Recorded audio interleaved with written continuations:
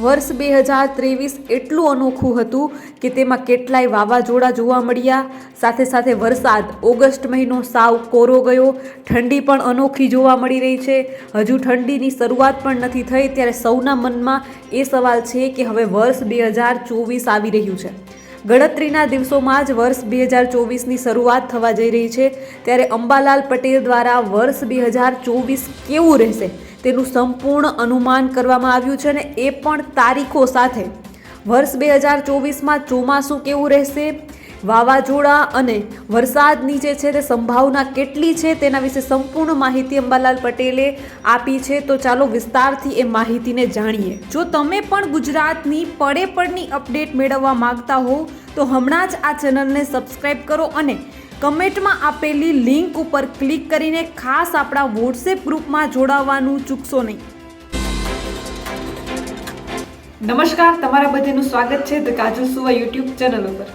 હજુ વર્ષ 2023ના 15 દિવસ બાકી છે અને નાતાલ સુધીમાં હવામાનમાં કેટલાય પલટા આવે તેવી સંભાવના છે. તો અંબાલાલ પટેલ દ્વારા આ 15 દિવસની આગાહી તો કરવામાં આવી જ છે, પરંતુ સાથે સાથે 2024ના સંપૂર્ણ વર્ષની ઘાતક તારીખો પણ આપવામાં આવી છે. આ તારીખો જાણવી ખૂબ જરૂરી છે, તો આ તારીખો વિશે વિસ્તારથી આપણે વાત કરીએ. પરંતુ એ પહેલાં હજુ સુધી જો તમે ચેનલને સબસ્ક્રાઈબ ન કર્યું હોય તો ખાસ આ ચેનલને સબસ્ક્રાઈબ કરી લેજો, કારણ કે આ ચેનલ પર તમને મળશે ગુજરાતને લગતા તમામ મોટા સમાચારો, વિશ્વની ટોપ માહિતી, સાથે સાથે એગ્રીકલ્ચર એટલે કે કૃષિને લગતા તમામ સમાચારો અને સરકારી યોજનાની તમામ માહિતી મેળવવા માટે ધ કાજલ સુવા ગુજરાતી સમાચાર યુટ્યુબ ચેનલ એટલે કે આ ચેનલને સબસ્ક્રાઈબ કરવાનું બિલકુલ ભૂલશો નહીં. અને સાથે સાથે ખાસ કરીને આપણા વોટ્સએપ ગ્રુપમાં જોડાવાનું પણ ચૂકશો નહીં. લિંક જે છે તે કમેન્ટમાં પિન કરેલી છે અને ડિસ્ક્રિપ્શનમાં પણ આપેલી છે. આ લિંક ઉપર ક્લિક કરી તમે આપણા વોટ્સએપ ગ્રુપમાં જોડાઈ શકો છો. ડિસેમ્બર મહિનો અડધો પૂરો થવા આવ્યો છે, તેમ છતાં શિયાળાની ઠંડીનો અહેસાસ થતો નથી, કારણ કે વારંવાર વેસ્ટર્ન ડિસ્ટર્બન્સ આવે છે, ઠંડીમાં વધઘટ થઈ રહી છે. ઠંડી વધુ પડે તો શિયાળુ પાક માટે સારું કહેવાય છે, પરંતુ અત્યારે લઘુત્તમ તાપમાન પણ સામાન્ય કરતાં 2 થી 3 ડિગ્રી વધુ છે.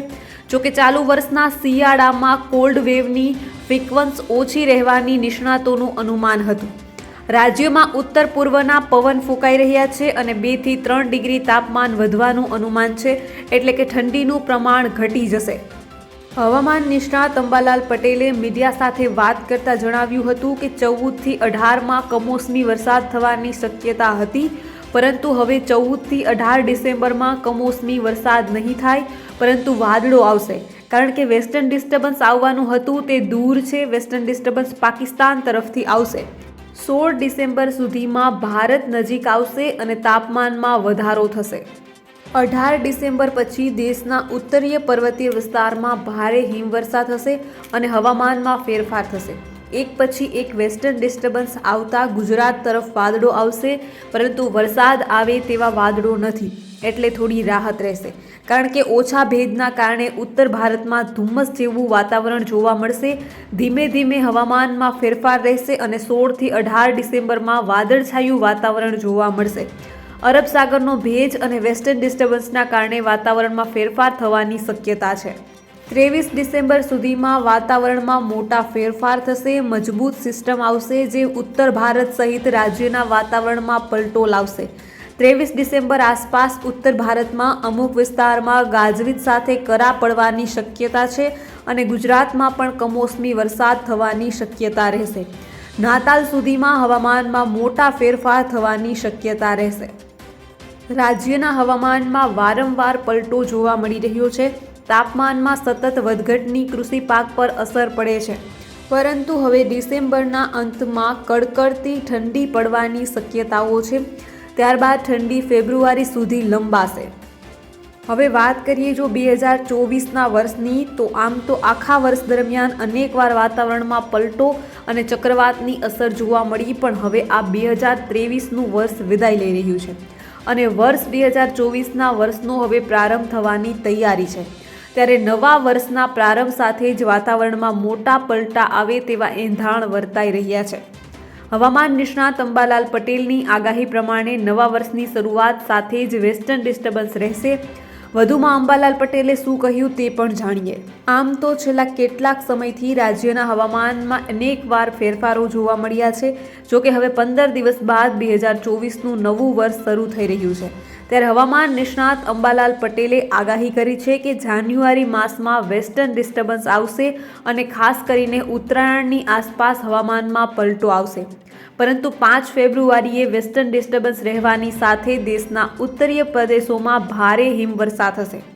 ભારે વરસાદના કારણે લઘુત્તમ તાપમાનમાં ઘટાડો થશે. ઉત્તર ગુજરાતના ભાગોમાં 10 ડિગ્રી આસપાસ તાપમાન નીચું જવાની શક્યતા રહેશે. તેમજ કચ્છના નલિયામાં પણ તાપમાન નીચું જવાની શક્યતા રહેશે. વધુમાં અંબાલાલ પટેલ કહે છે કે વેસ્ટર્ન ડિસ્ટર્બન્સ ગુજરાતને પ્રભાવિત કરશે અને ફેબ્રુઆરી આખો મહિનો હવામાન પલટાતું રહેશે, પરંતુ ફાગણ માસમાં ઠંડી પડવાની શક્યતા રહેશે. નલિયા ઉત્તર ગુજરાતમાં આખો માસ વેસ્ટર્ન ડિસ્ટર્બન્સ અને માવઠાવાળો રહેશે અને એપ્રિલ માસમાં પવન ફૂંકાવાની શક્યતા રહેશે. વધુમાં અંબાલાલ પટેલે કહ્યું છે કે વર્ષ 2024 સાયક્લોજેનિક વર્ષ છે. આગામી 26 એપ્રિલથી સાયક્લોન જોવા મળશે. 1 મે પછી દરિયામાં હલચલ જોવા મળશે. જૂન માસની શરૂઆતમાં અરબ સાગરમાં ચક્રવાત જોવા મળશે. તેમજ બંગાળની ખાડી તરફ પણ ચક્રવાત સર્જાવાની શક્યતા રહેશે. એટલે કે જેવી રીતે 2023ના વર્ષમાં ચોમાસાની શરૂઆતની સાથે જ અરબ સાગરમાં જે વાવાઝોડું આવ્યું હતું બિપોરજોય, તેવી જ રીતે વર્ષ 2024માં પણ ચોમાસાની શરૂઆતની સાથે જૂન મહિનામાં જ અરબ સાગરમાં ચક્રવાત જોવા મળશે તેવી અંબાલાલ પટેલની પહેલેથી જ આગાહી આપી દેવામાં આવી છે. અંબાલાલના મત મુજબ બરફવર્ષા થાય તો શિયાળુ પાક સારો થાય છે. શિયાળુ પાકમાં ઘઉંના પાક, વરિયાળી અને એરંડામાં પણ અસર થાય. જો વધુ હિમવર્ષા થાય તો કપાસના પાકમાં ખાખરી આવી જાય છે. દિવેલના પાકમાં વરસાદની અસર થાય પણ વધઘટના કારણે તેના પાન પર અસર થાય તેવી શક્યતા છે. આગાહીકાર અને હવામાન નિષ્ણાત અંબાલાલ પટેલે અરબી સમુદ્રમાં ડીપ ડિપ્રેશન બનવાની શક્યતા વર્ણવી હતી, જેનો ભેજ દક્ષિણ સૌરાષ્ટ્ર અને દક્ષિણ ગુજરાતના ભાગો અને દેશના ઉત્તર પર્વતીય વિસ્તારમાં આવશે, જેના કારણે પશ્ચિમ વેસ્ટર્ન ડિસ્ટર્બન્સમાં બંગાળના ઉપસાગરના ભેજમાં ભળી જશે. આ વેસ્ટર્ન ડિસ્ટર્બન્સને કારણે 14થી 18 ડિસેમ્બરના રોજ એટલે કે આજથી 4 દિવસ કમોસમી વરસાદની આગાહી રહેશે, જેની ઉત્તર ભારતના ભાગો, મધ્યપ્રદેશના ભાગો અને ગુજરાતના કેટલાક ભાગોમાં કમોસમી વરસાદની શક્યતા રહેવાનું અનુમાન કર્યું છે. વધુમાં તેમણે જણાવ્યું છે કે 25 ડિસેમ્બરથી જાન્યુઆરીની શરૂઆત સુધીમાં પણ ફરીથી મજબૂત વેસ્ટર્ન ડિસ્ટર્બન્સ આવવાની શક્યતા વર્ણવી છે, જેનાથી ગુજરાતના હવામાનમાં ફરી પલટો આવતા માવઠું આવી શકે છે. આ દિવસોમાં પણ ગાત્રો થીજવતી ઠંડીની શક્યતા છે. ડિસેમ્બરમાં પાછલા સપ્તાહ અને જાન્યુઆરીમાં પણ એક સિસ્ટમ બનશે. ફરીવાર વાવાઝોડું આવવાની પણ શક્યતા છે. વાવાઝોડું લો પ્રેશર બની શકે છે અને અલ્નીનોના કારણે સિસ્ટમ સક્રિય થઈ શકે તેમ તેમણે જણાવ્યું છે. આ સાથે હવામાન નિષ્ણાત અંબાલાલ પટેલે જણાવ્યું છે કે નબળા વેસ્ટર્ન ડિસ્ટર્બન્સ આવવાના કારણે આ વખતે ઠંડી ઓછી પડે છે અને દેશના ઉત્તર પર્વતીય વિસ્તારમાં ભારે હિમવર્ષા થતી નથી, જેના કારણે ઠંડા પવન આવતા નથી. હવે ઉત્તર ગુજરાત અને કચ્છના ભાગોમાં ઠંડી વધુ અનુભવાશે. આ સાથે 22 ડિસેમ્બરની આસપાસ દેશના ઉત્તર પર્વતીય વિસ્તારમાં ભારે હિમવર્ષા થશે અને ગુજરાતમાં ગાત્રો થીજવતી ઠંડી પડશે અને 29 ડિસેમ્બરથી ઠંડીનો ચમકારો અનુભવાશે. આ સાથે માર્ચ મહિના સુધી અલ્નીનોની અસર વર્તાશે અને ઠંડીમાં વધઘટ થતી રહેશે. તો બીજી બાજુ અમદાવાદ હવામાન વિભાગના ડાયરેક્ટર ડોક્ટર મનોરમા મોહંતીએ બુધવારે બપોરે ગુજરાતના હવામાન અંગે માહિતી આપી હતી, જે આગાહીમાં જણાવ્યા પ્રમાણે આગામી 5 દિવસમાં ગુજરાતમાં વરસાદની સંભાવના નથી. આ સાથે રાજ્યના હવામાનમાં પણ વધારે ફેરફાર નહીં થાય. આગામી 24 કલાકમાં ગુજરાતના કેટલાક વિસ્તારોના હવામાનમાં ફેરફાર નહીં આવે, જ્યારે કેટલાક વિસ્તારોમાં 1 થી 2 ડિગ્રી તાપમાન વધી શકે છે. આવતીકાલથી ગુજરાતના મોટા ભાગના વિસ્તારોમાં રાતનું તાપમાન પણ 2 થી 3 ડિગ્રી વધવાની શક્યતા હોવાનું જણાવાયું છે. હવે વાત કરીએ દેશ લેવલના રાજ્યોની, તો IMDએ એલર્ટ આપ્યું છે કે પશ્ચિમી વિક્ષેપના કારણે સિસ્ટમ એક્ટિવ થઈ છે અને 3 રાજ્યોમાં વરસાદ છોતરા કાઢી શકે છે. ગુજરાતમાં પણ શું કમોસમી વરસાદની હવામાન વિભાગ દ્વારા કોઈ આગાહી કરવામાં આવી છે તે પણ જાણી લઈએ.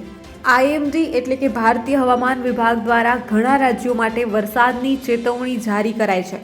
પહાડોમાં શીતલહેરને કારણે મેદાની વિસ્તારોમાં તાપમાનમાં ઘટાડો થશે. શું ગુજરાતમાં પણ ભારતીય હવામાન વિભાગ દ્વારા વરસાદની કોઈ આગાહી કરવામાં આવી છે? આખા દેશમાં શિયાળાની શરૂઆત થઈ ગઈ છે અને ખાસ કરીને ઉત્તર ભારતમાં તીવ્ર ઠંડી પડવા લાગી છે.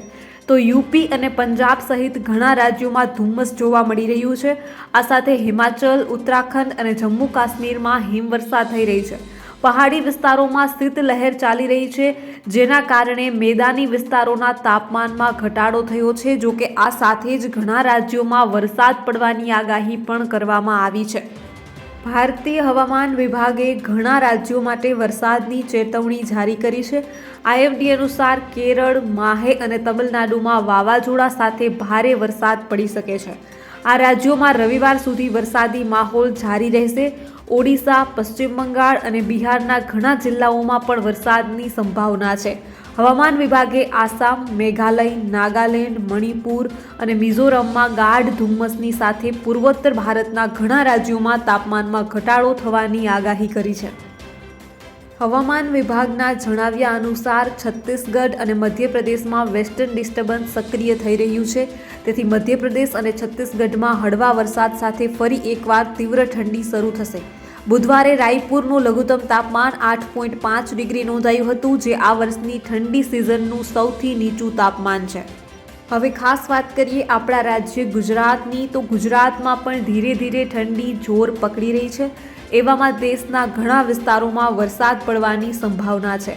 જોકે હવામાન વિભાગની આગાહી અનુસાર ગુજરાતમાં આવતા 3 દિવસ માટે વાતાવરણ શુષ્ક રહેશે, એટલે કે ગુજરાતમાં વરસાદ પડવાની કોઈ સંભાવના નથી.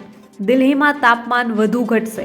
રાષ્ટ્રીય રાજધાની દિલ્હીમાં છેલ્લા ઘણા દિવસોથી તાપમાન સામાન્ય કરતાં નીચે છે.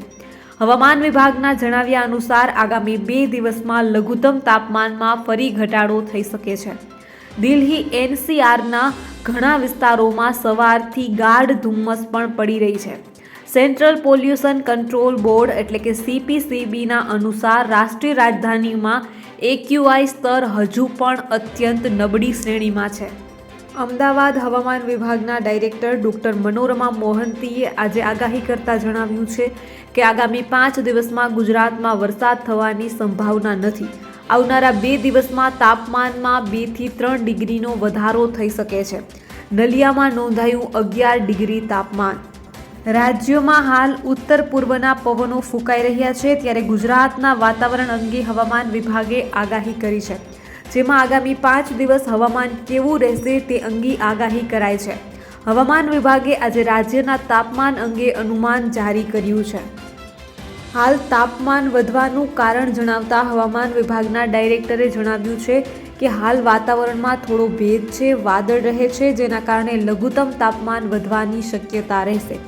દિવસ અને રાત્રિનું તાપમાન 2 થી 3 ડિગ્રી વધી શકે છે.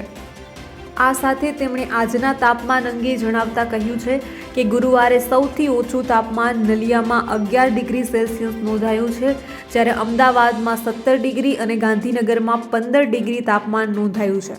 તો બીજી બાજુ હવામાન નિષ્ણાત અંબાલાલ પટેલે અરબી સમુદ્રમાં ડીપ ડિપ્રેશન બનવાની શક્યતા વર્ણવી હતી, જેનો ભેજ દક્ષિણ સૌરાષ્ટ્ર અને દક્ષિણ ગુજરાતના ભાગો અને દેશના ઉત્તર પર્વતીય વિસ્તારમાં આવશે, જેના કારણે પશ્ચિમ વેસ્ટર્ન ડિસ્ટર્બન્સમાં બંગાળના ઉપસાગરના ભેજમાં ભળી જશે. આ વેસ્ટર્ન ડિસ્ટર્બન્સને કારણે 14 થી 18 ડિસેમ્બરના રોજ એટલે કે આજથી 4 દિવસ કમોસમી વરસાદની આગાહી રહેશે, જેની ઉત્તર ભારતના ભાગો, મધ્યપ્રદેશના ભાગો અને ગુજરાતના કેટલાક ભાગોમાં કમોસમી વરસાદની શક્યતા રહેવાનું અનુમાન કરાયું છે. ખાસ વાત કરીએ જો આજના તાપમાનની, તો અમદાવાદમાં 17.4 ડિગ્રી, વડોદરામાં 17.8 ડિગ્રી, જ્યારે સુરતમાં 21.8, રાજકોટમાં 16.6 તેમજ દ્વારકામાં 19 ડિગ્રી તાપમાન નોંધાયું છે. ભુજની વાત કરીએ તો જ્યાં 15.8, ડીસામાં 14.6 અને વેરાવળમાં 20.2 ડિગ્રી તાપમાન નોંધાયું છે.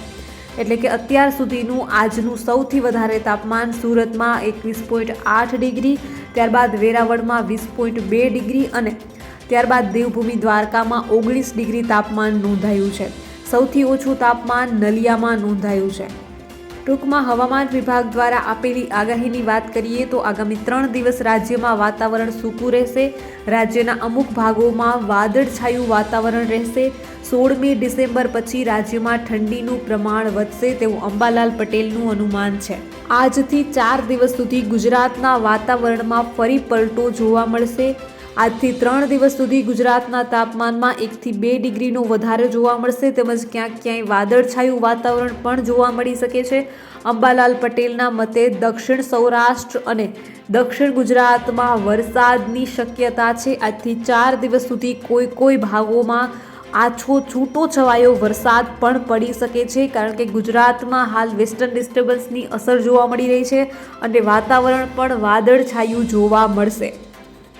તમામ દર્શક મિત્રોને ખાસ વિનંતી કે ગુજરાત, ભારત અને વિશ્વને લગતા તમામ સમાચારો તેમજ સરકારી યોજનાઓ, સરકારી ભરતી તેમજ કૃષિ એટલે કે એગ્રીકલ્ચરને લગતા તમામ સમાચારો મેળવવા માટે હમણાં જ ધ કાજલ સુવા ગુજરાતી સમાચાર એટલે કે આ યુટ્યુબ ચેનલને સબસ્ક્રાઈબ કરવાનું ભૂલશો નહીં. અને જો ફેસબુક ઉપર તમે આ વિડીયો જોઈ રહ્યા હો તો ખાસ કરીને પેજને ફોલો કરી દેજો, કારણ કે આ પેજ અને ચેનલ પર તમને મળશે ગુજરાતને લગતા તમામ સમાચારો, એ પણ સાચી અને સચોટ માહિતી સાથે. તો હમણાં જ સબસ્ક્રાઈબ અથવા ફોલો કરી લો. તો બસ આજના વિડીયોમાં એટલું જ. જલ્દી જ મળીશું એક નવા વિડીયોની સાથે. ત્યાં સુધી જોતા રહો ધ કાજલ સુવા યુટ્યુબ ચેનલ. નમસ્કાર.